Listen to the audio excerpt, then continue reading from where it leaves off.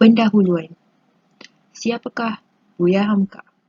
Profesor Dr. Hamka atau lebih dikenali sebagai Buya Hamka adalah seorang tokoh agama, ulama, editor, penulis dan juga pejuang kemerdekaan Indonesia. Beliau lahir pada 17 Februari 1908 di Nagasari Sungai Batang, Tanjung Raya, Kabupaten Agam, Sumatera Barat, Indonesia dan meninggal dunia pada 24 Julai 1981 sewaktu beliau berumur 73 tahun. Nama sebenar beliau adalah Abdul Malik bin Abdul Karim. Nama Hamka adalah singkatan daripada Haji Abdul Malik Karim Amrullah. Beliau mendapat nama panggilan Buya yang diambil daripada perkataan Arab, Abi atau Abuya yang membawa maksud ayah atau seseorang yang amat dihormati. Haji Abdul Karim dan Syekh Amrullah merupakan ayah dan datuk beliau yang merupakan ulama dan tokoh terkenal dan hebat pada zaman masing-masing. Sebagai seorang anak dan cucu kepada ulama, Buya Hamka mendapat pendidikan awal di Madrasah Darwalib yang diasaskan oleh ayahnya sendiri. Pada peringkat remaja pula, beliau banyak belajar dengan abang ipar beliau, Ahmad Rashid Sultan Mansur dan beberapa orang guru yang lain. Beliau banyak menghabiskan masanya dengan membaca buku falsafah, sastra, sejarah dan politik. Hamka juga menyelidiki karya-karya Arab dan Barat yang diterjemahkan kepada bahasa Arab, seperti Karl Marx dan Arnold Toynbee. Hamka merupakan salah seorang tokoh pemikir agung Nusantara. Beliau dianggap ahli falsafah oleh sebilangan besar pengkaji bidang-bidang ilmu. Hamka juga pernah disebut sebagai ulama intelektual, iaitu ulama Islam yang telah menyatupadukan ilmu Islam dengan pemikiran ahli-ahli pemikir besar Islam dan Barat. Tujuan Hamka melakukan ini ialah untuk menarik minat dan perhatian masyarakatnya yang cenderung ke arah pemikiran rasional. Hamka cuba untuk merasionalisasikan setiap persoalan kehidupan. Dasar utama perbincangan Hamka berkisar kesederhanaan hidup. Kesederhanaan hidup menurut Hamka adalah mengenai kesucian jiwa, iaitu sebagai permata kegemilapan yang menerangi jalan hidup manusia. Buya Hamka sangat terkenal di Nusantara dan di kalangan pemimpin-pemimpin dunia Islam. Banyak kali di dalam buku-buku beliau ada dinyatakan yang beliau kerap mendapat layanan istimewa apabila melawat ke negara-negara lain. Di Malaysia, karya-karya beliau dibaca dan tersebar luas. Beliau bersahabat rapat dengan pendeta bahasa Melayu, Pendeta Zabah, Tan Sri Zainal Abidin bin Ahmad dan ramai lagi tokoh kenalan beliau di tanah Melayu ini. Tidak kurang, banyak juga buku-buku beliau yang disekat kerana penulisannya yang agak kritis, terutama mengenai adat lama Melayu yang menyanggahi ajaran agama. Penyampaian kecil kami ini lebih tertumpu untuk mencukil sumbangan, pandangan, kepakaran tentang kajian falsafah Hamka dan isu yang dipertengahkan oleh Hamka ke atas dunia Islam amnya. Sebelum diteruskan lebih lanjut, teruja kami ingin berkongsi doktrin falsafah hidup Hamka dengan memetik kata-kata beliau.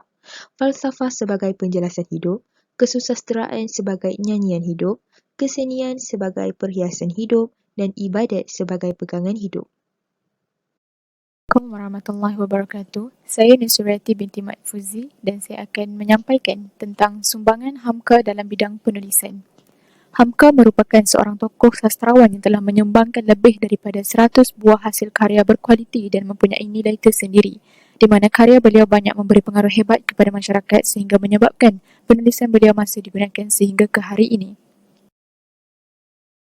Karya-karya Hamka dapat dikategorikan kepada 3 bahagian, iaitu karya ilmiah, karya agama dan kitab tafsir dan juga karya kreatif. Karya ilmiah Hamka terdiri daripada buku-buku dan majalah yang bersifat akademik di mana karya beliau dilengkapi dengan pelbagai ilmu sebagai garis panduan dalam kehidupan. Hamka diangkat sebagai seorang tokoh yang disegani kerana keistimewaannya mentafsir dan memahami minda pujangga Melayu lama dengan begitu baik.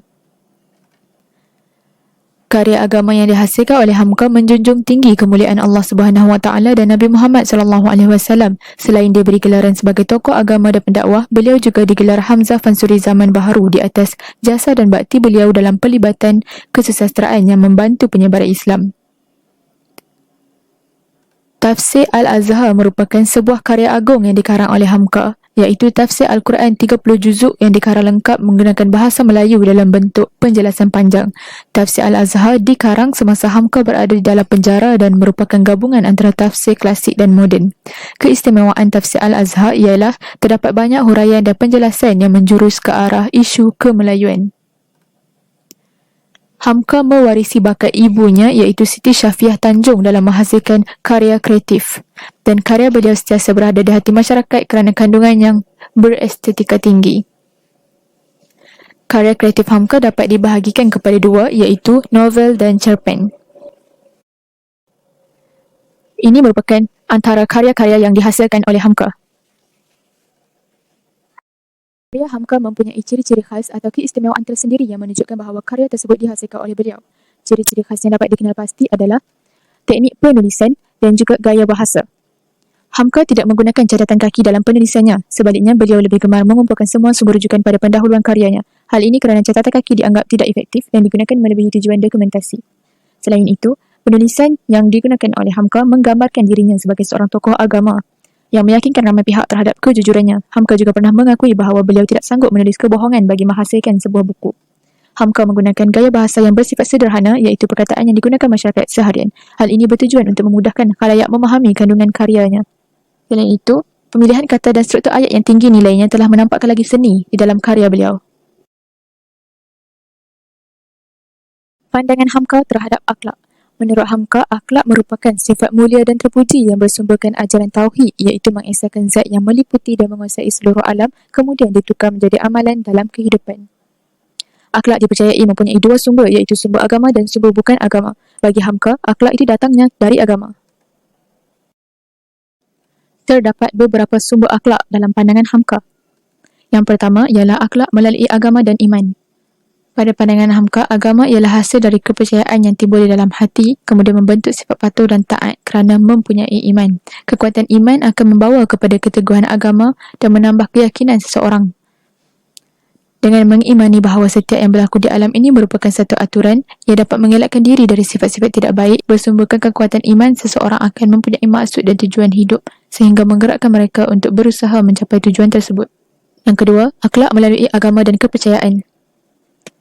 Orang yang berpegang dengan agama akan sentiasa sedar bahawa diri mereka terikat dengan kepercayaan yang berada di hati masing-masing, di mana kepercayaan ini merupakan kunci kepada kemajuan suatu bangsa dan negara.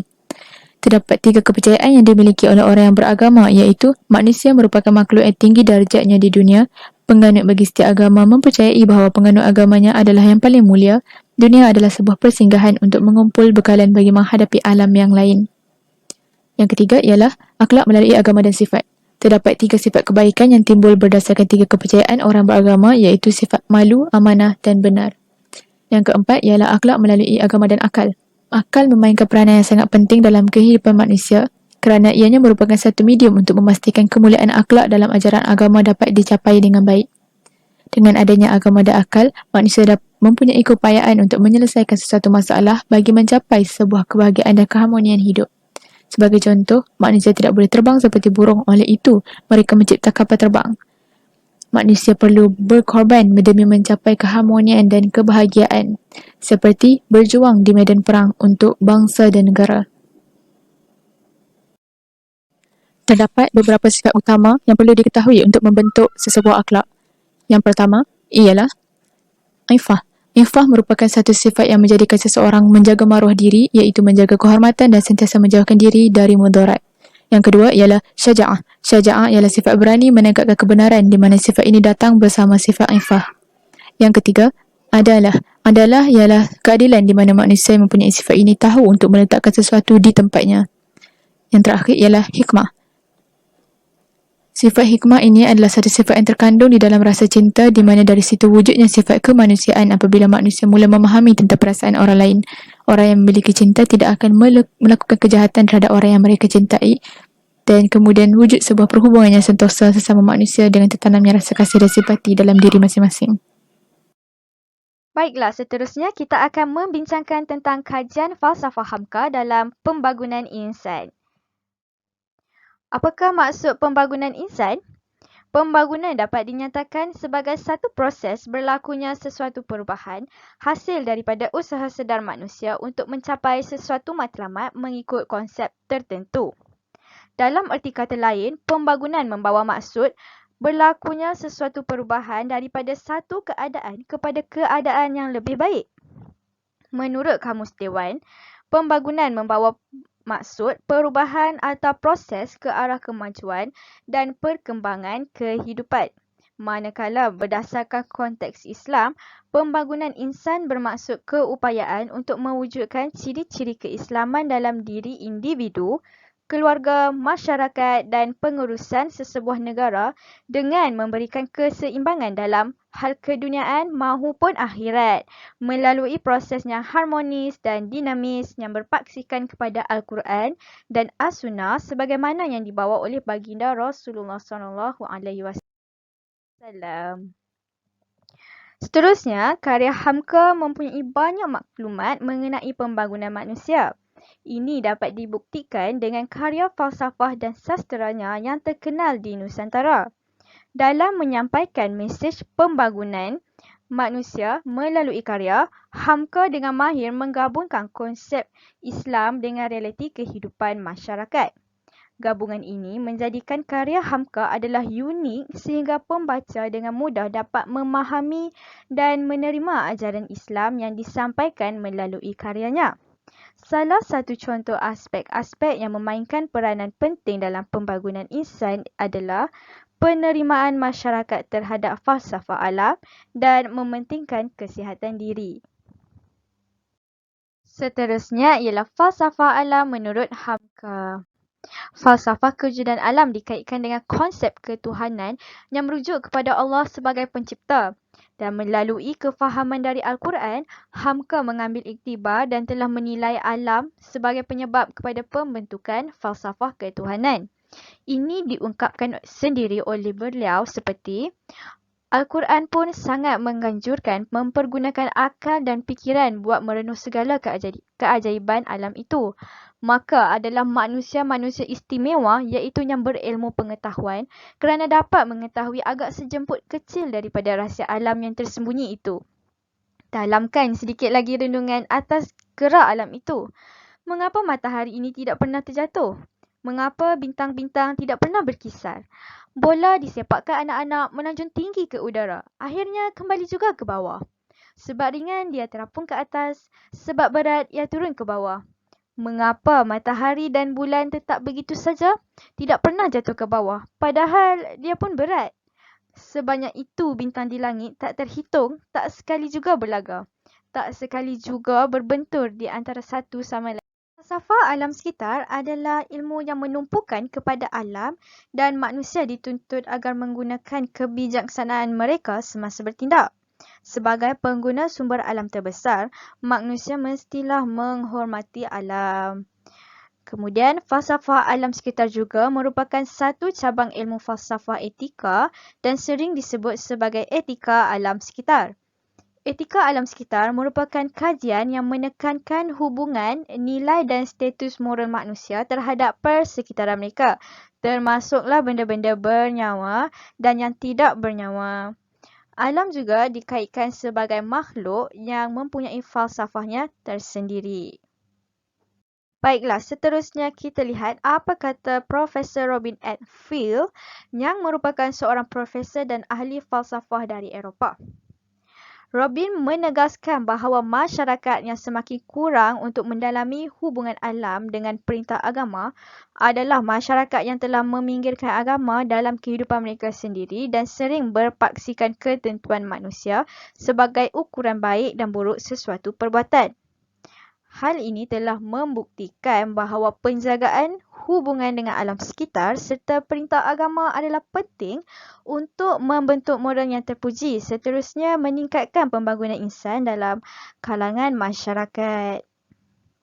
Selain itu, Hamka juga menegaskan bahawa agama menyarankan manusia supaya memahami alam dalam bentuk penilaian spiritual agar sampai kepada mereka bahawa alam bukan sekadar untuk menikmati manfaat fizikalnya, tetapi menghargai segala kehidupan di sekeliling mereka.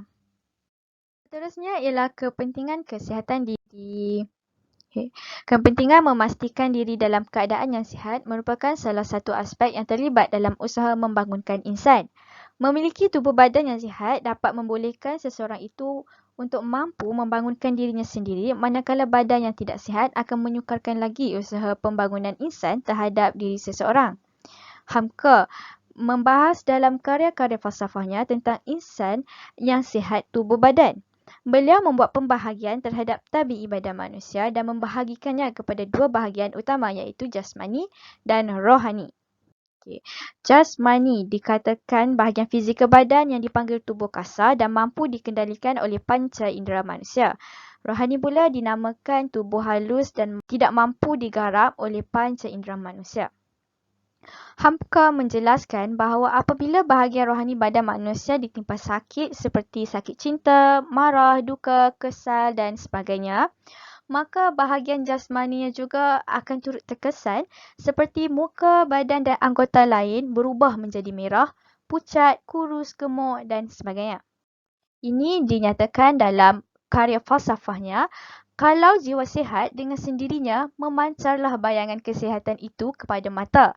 Dari sana memancar nur yang gemilang, timbul dari sukma yang tiada sakit.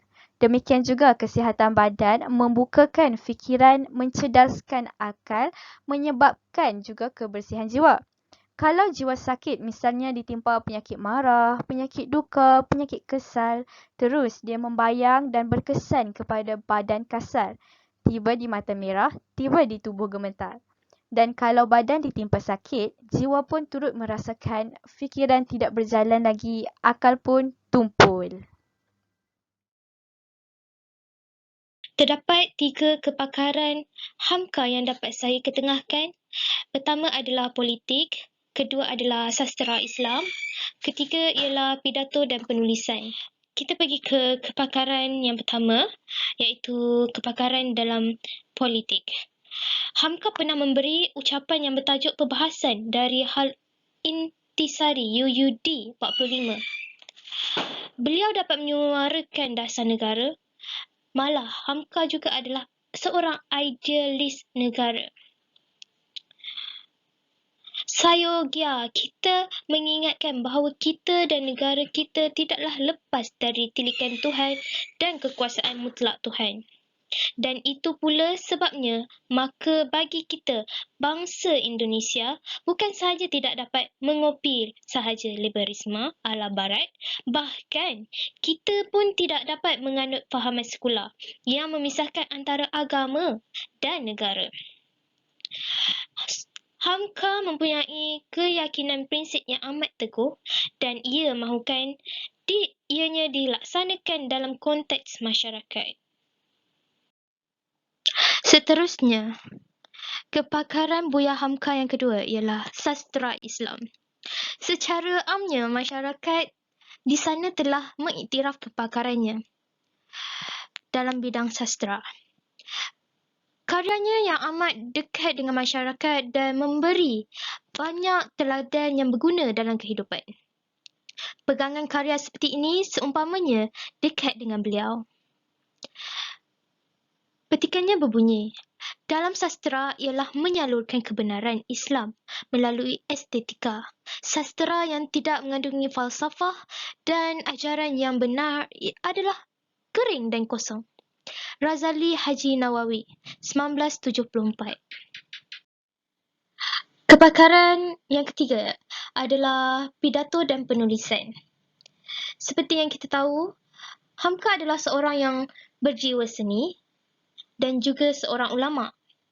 Hal ini dapat menyebabkan beliau dapat menceburkan diri dalam kedua-dua bidang ini. Pidato dan penulisan Hamka amat mengusik kalbu sehingga dapat menitiskan air mata dan menaikkan semula semangat orang yang membaca penulisan dan mendengar pidatonya. Perkara ini telah diakui oleh Universiti Kebangsaan Malaysia. adalah biasa orang yang pintar dalam pidato, lemah dalam menulis. Sebaliknya, orang yang cekap menulis tidak pintar dalam pidato. Diri Haji Abdul Malik menyimpang dari kebiasaan ini. Beliau adalah pintar dalam pidato maupun penulisan. Razali Haji Nawawi, 1974. Seterusnya adalah poin yang terakhir, iaitu isu yang dipertengahkan oleh Hamka. Terdapat dua isu yang dipertengahkan oleh Hamka. Pertama ialah isu adat budaya. Kedua adalah isu moral dan etika manusia. Isu adat budaya. Adat bersendi syarak, syarak bersendi adat. Syarak menyata, adat memakai, masjid sebuah. Jelaslah, Hamka amat menegaskan bahawa agama haruslah menguasai adat. Pegangan Hamka adalah selari dengan prinsip Islam, iaitu fiqh kemasyarakatan Islam. Al-adatu mukaddamah. Al-adatu mukaddamah adalah adat, mekanisme tertinggi dalam menentukan sama ada kebiasaan yang diamalkan bersesuaian dengan syarak atau tidak.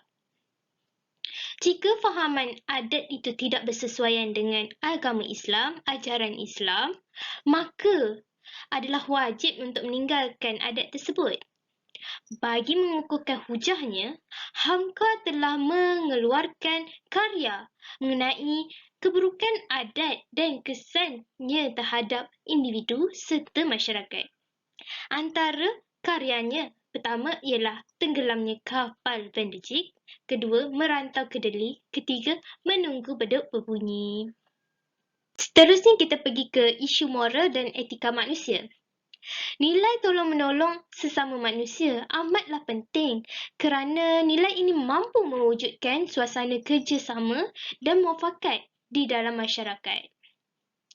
Hamka telah menulis tentang isu ini dalam karyanya iaitu Menunggu Beduk Berbunyi pada halaman 25. Janganlah kita tertawakan orang yang jatuh, tapi marilah bersyukur sebab kita tidak jatuh. Memang sulit jalan yang kita tempuh, lebih sulit dari yang dapat dikira-kira. Marah ialah kebiasaan orang bersama, tetapi belas kasihan adalah kebiasaan orang utama. Oleh kerana Hamka menitik beratkan nilai tolong-menolong sesama manusia, Hamka juga telah mengeluarkan karyanya yang seterusnya adalah Falsafah Lembaga Hidup, halaman 11. Kita dituntut supaya mengemukakan tiap-tiap diri untuk kebaikan masyarakat dan pergaulan bersama. Lurus, jujur, tulus dan ikhlas boleh dipercayai, tetap hati, teguh janji, hormat dan hikmat yang semuanya itu bernama akhlak adalah menjadi undang-undang yang asli daripada ketegakan masyarakat. Kesimpulan. Hamka adalah ulama, sastrawan dan pujangga alam Melayu Islam di Nusantara yang banyak mengarang buku-buku dalam pelbagai genre dengan tujuan untuk membawa individu-individu keluar dari akhlak buruk supaya berhijrah kepada budi pekerti yang terpuji. Sehubungan itu, kita dapat memahami bahawa Hamka berperanan sebagai penghidang maklumat, pengetahuan dan ilmu dalam membantu individu-individu untuk membersihkan jiwa, mendidik dan membentuk jati diri berlandaskan akhlak-akhlak terpuji.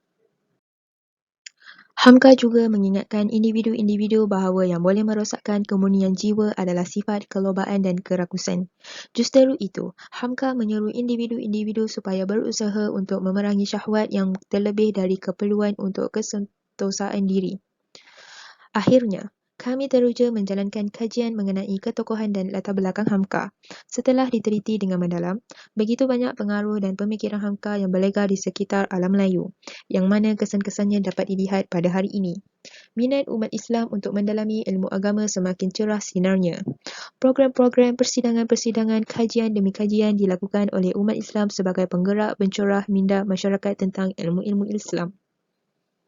Sekian itu sahaja daripada kami. Terima kasih.